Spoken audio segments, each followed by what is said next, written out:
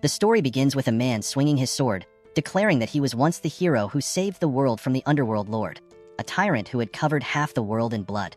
This man is Aiden Alberio, known as the Dragon Slayer King. However, when Aiden defeated the Underworld Lord, he was cursed. As he lay on the ground, wounded, he was surrounded by people who had betrayed him. Aiden angrily asked if they all knew that those who desire to destroy evil would themselves become evil. The man in front of him, who seemed to be part of the Imperial family, explained that the Underworld Lord was a perpetual being. Those who kill him don't just die, they become the new Underworld Lord. He told Aiden that it would be a great honor for him, the Dragon Slayer King, to take on this cursed role and sacrifice himself for the country. Another man admitted they had no other options and didn't ask for Aiden's forgiveness. This enraged Aiden, who gritted his teeth in frustration. A woman holding a weapon then smiled and told Aiden he had worked hard and should now rest in peace. Aiden was shocked as he realized she was casting a powerful sealing spell called Claymore. As Aiden slowly disappeared, he thought about how he had considered these people to be his friends and allies, but it was all a lie. He cursed them, saying he would rather die than be trapped forever. They sealed him in an endless abyss, a place where time didn't exist. As he fell into eternal darkness, he vowed to kill them all with his own hands. Suddenly, Aiden spoke, and the two men standing nearby were shocked. One of them called him Master and asked if he was awake. Confused, Aiden wondered what was happening and where he was. Then, a couple appeared, and the woman cried out, asking if he was all right, calling him my precious boy. The man confirmed that Aiden was awake. When Aiden opened his eyes, he was shocked and confused. He asked the people around him who they were. A woman, startled, told him that he had been sleeping for 2 days and might still be disoriented. She hugged him tightly and said she was his mother, calling him Aiden Remes. Aiden was even more confused because she didn't call him Aiden Alberio, his previous identity. From that moment on, Aiden Alberio was reincarnated as Aiden Remes, the eldest son of a duke. Suddenly, Aiden felt a sharp pain in his head, and his mother asked if he was okay. Then, all of Aiden's memories came flooding back, leaving him confused about why he was remembering the life of Aiden Remes. He looked at his hand and wondered if this was the 450th year of the imperial calendar, which would be 15 years before he died. He recalled being betrayed by his companions, forced into becoming the new Underworld Lord, and then left to die. Aiden swore that even if they begged for mercy, he would find them and kill them one by one. However, Aiden was shocked when he realized the previous owner of this body was a scumbag. He was confused about why he came back to life in a body like this and why Aiden Remes had been passed out for 2 days, drunk and drenched by rain. Aiden thought that if he hadn't been the Duke's son, he might have been beaten to death. The next day, Aiden looked at himself in the mirror, feeling awkward. He questioned whether he was truly Aiden Alberio or if he had just dreamed the entire life of someone named Alberio. Suddenly, he decided to check his powers and opened a system menu. It showed that he was of the human race, but all his titles were marked as unavailable. These titles included King of the Mercenaries, Reaper of the Warlocks, and Nemesis of Talos. The system stated that these titles would gradually become available upon qualification. Aiden was stunned, especially when he realized he still possessed the power he had gained by consuming the heart of the Berserker, along with his title of Dragon Slayer. Aiden realized that his powers were still with him, so it wasn't just a dream. Although he was bothered by his name being different, he wasn't sure if it mattered. Then, he laughed, thinking that this must be a gift from the gods, and vowed to find and destroy those who betrayed him. Suddenly, a servant appeared and was shocked to see Aiden laughing to himself. The servant asked what was going on, but Aiden just smiled and said he was thirsty. The servant brought him something to drink, and Aiden grabbed it, thanking him. The servant was confused and scared, wondering why Aiden was being so polite, as it was unusual for him. Aiden continued to laugh, asking the servant if the drink was good and if he could get some water. The servant, trembling in fear, watched as Aiden drank the coffee, remarking that it tasted lovely. The servant was unsure if Aiden really liked it, or if he was serious about saying thank you. When Aiden asked if there was anything else, the servant quickly said no and left. Outside, the servant told another that their young master had just said thank you, which confused the other servant, who wondered if Aiden had gone mad. Back in his room, Aiden cursed, realizing that his simple words had caused the servant to overreact. He was confused about what had happened to the original Aiden Remes, now that he had regressed 15 years into the past. He wondered if the original Aiden still existed separately in this timeline. Aiden recalled that by this time, he should have gained his independence from his mentor, Valkan, the former mercenary king. Determined to find out more, Aiden left his room and called out to a servant named Philip. Both were shocked, as Aiden had never called him by name before. Aiden told Philip he had some questions for him, leaving Philip startled and trembling with fear. Aiden smiled and asked Philip if he was okay. Another servant patted Philip on the shoulder, thanking him and saying he would be remembered, leaving Philip speechless and confused about Aiden's strange behavior. Aiden then asked Philip about the Mercenary King, which shocked him. Aiden wanted to know what Philip knew about the Mercenary King, who was famous in Aiden's mind as his mentor. Philip told him that there were rumors the Mercenary King had gone missing some time ago, but he had never heard anything about the Mercenary King having a disciple. This left Aiden shocked and confused. If the Mercenary King didn't have disciples, then what had the original him been doing, and where had he gone in Aiden's past life? In a slum, a man wearing a cloak noticed a child in front of him. As the man walked towards the child, who was the young Aiden Alberio in his past life, decided to test his luck. He bumped into the man and slyly stole something from him. As Aiden continued walking, he smirked, thinking how lucky he was to steal such a large money bag from someone important. However, the man suddenly appeared behind Aiden and smiled, saying, "You're quite gutsy, aren't you?" Aiden was shocked and speechless. This man was Valkan, the king of mercenaries. Valkan asked Aiden how he dared to steal from him, then grabbed Aiden's shoulder, making him tremble in fear. Aiden quickly apologized, but Valkan just smiled and commented on Aiden's sturdy body. He then declared that from that day onward, Aiden would be his disciple. Aiden was confused, but Valkan pulled him along, laughing and promising to train him to be the best mercenary. That's how Aiden met Master Valkan, and from then on, he made a name for himself as Valkan's disciple. Later, after slaying the Berserk Dragon, he earned the nickname the Dragon Slayer King. In the present time, Philip was shocked when Aiden asked him about the Mercenary King, stating that he'd never heard any rumors about the Mercenary King having a disciple. Aiden was startled and stunned, thinking there was no way the disciple of the Mercenary King, Aiden Alberio, didn't exist in this timeline. Meanwhile, in the hall, one servant asked his companion if he thought the young master had changed lately. The other servant agreed, mentioning that the last time Philip spilled wine, Aiden didn't throw anything at him. Instead, he even thanked him. Aiden had started calling people by their names in a friendly way, which surprised the servants. They thought people could change after a life-threatening experience, and it seemed to be true for Aiden.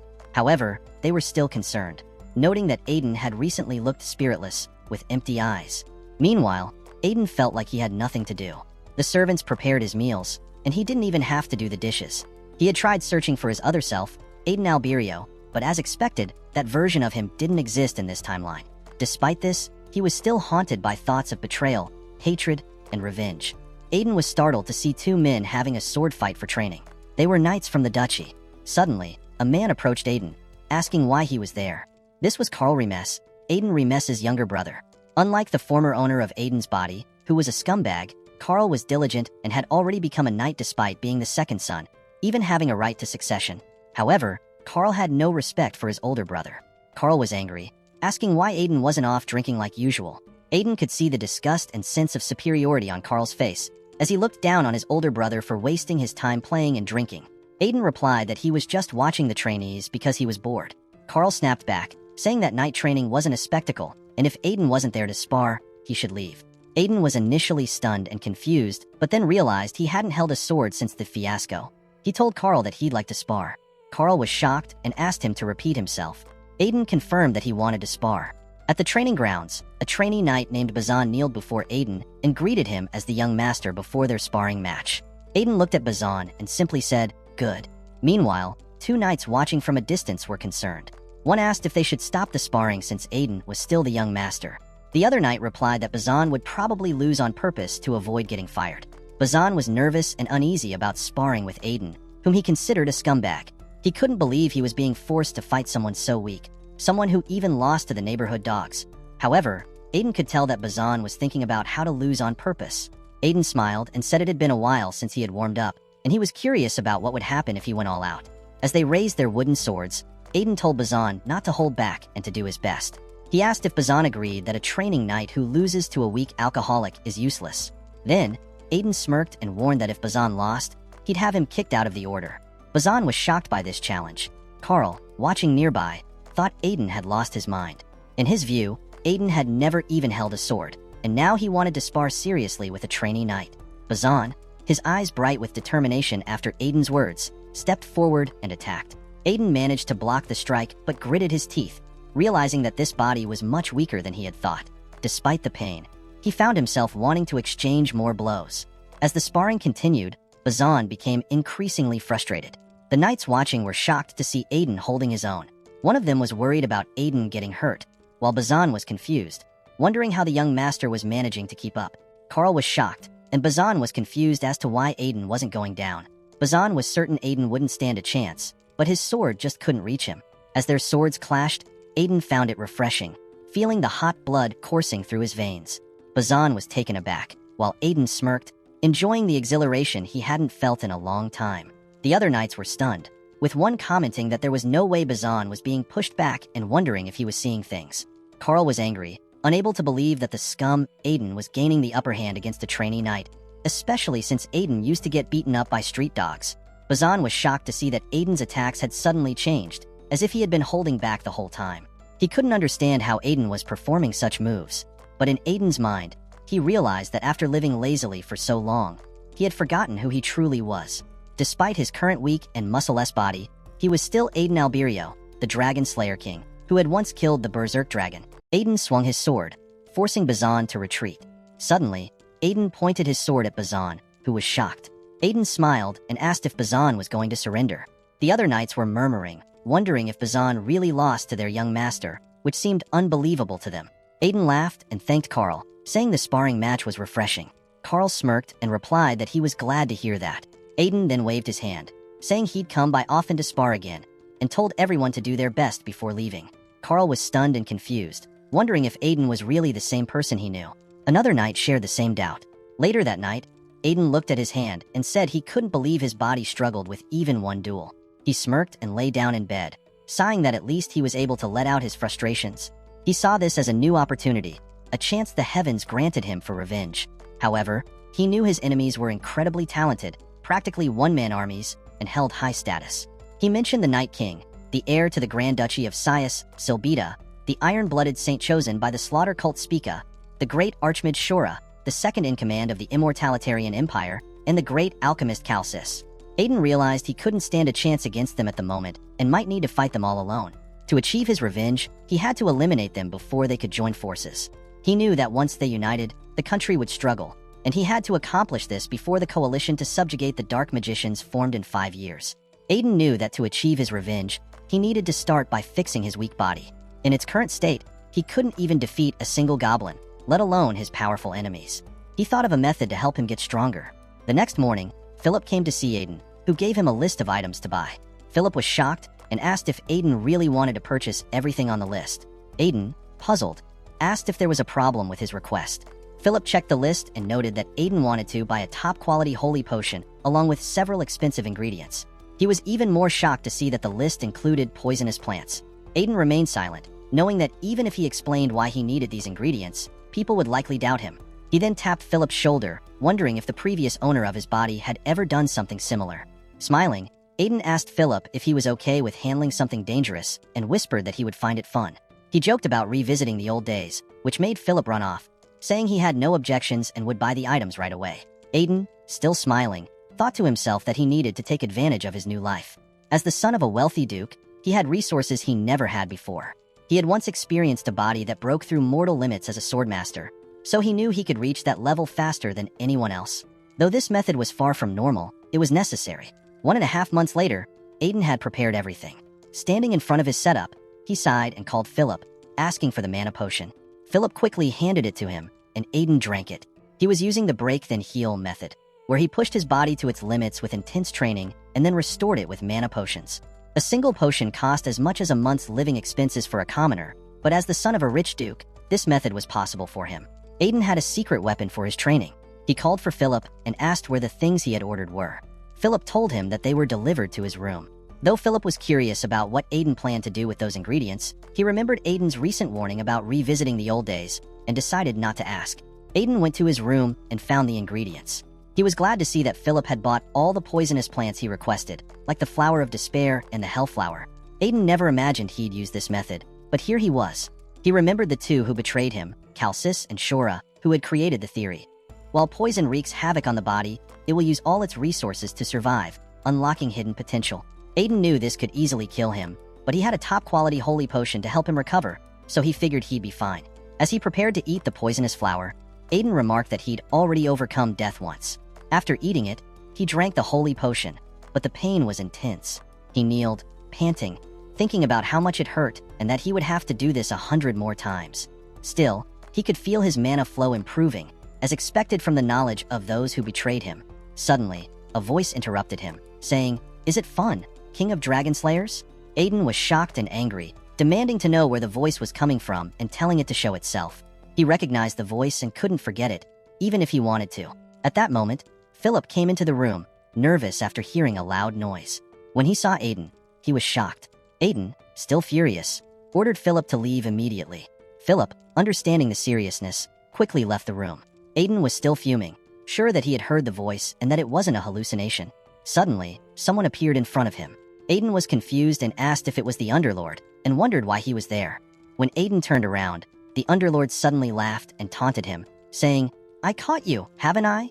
It's been a while, King of Dragon Slayers, Aiden Alberio." Aiden was furious. The Underlord continued to tease him, and Aiden, shocked, shouted, "You scoundrel Underlord, why are you here? I saw your end with my own eyes."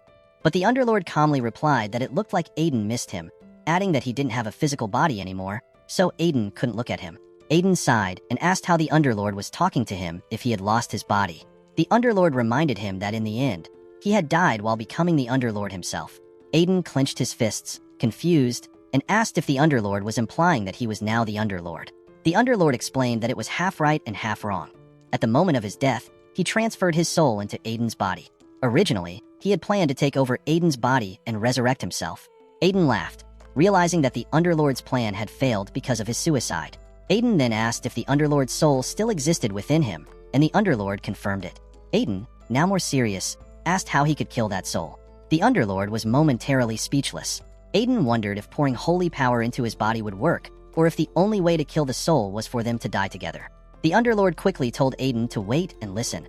He said to Aiden, "He is different now how I was in the past." Aiden asked how, pointing out that he was still a being that loved madness and chaos.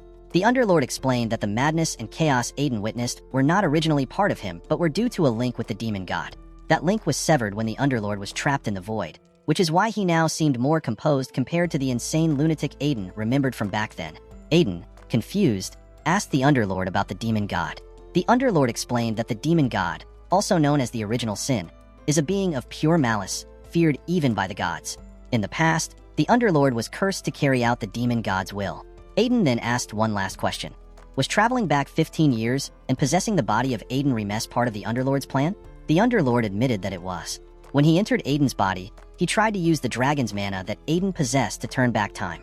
Aiden was shocked and asked if that was even possible. The Underlord explained that dragons, as agents of the gods, could interfere with the laws of the world using their power. Turning back time wasn't impossible, but Aiden questioned why the Underlord didn't use that power to escape the void instead. The Underlord simply said he felt tired and needed rest, then suddenly disappeared. Another month passed, during which the Underlord occasionally talked to Aiden.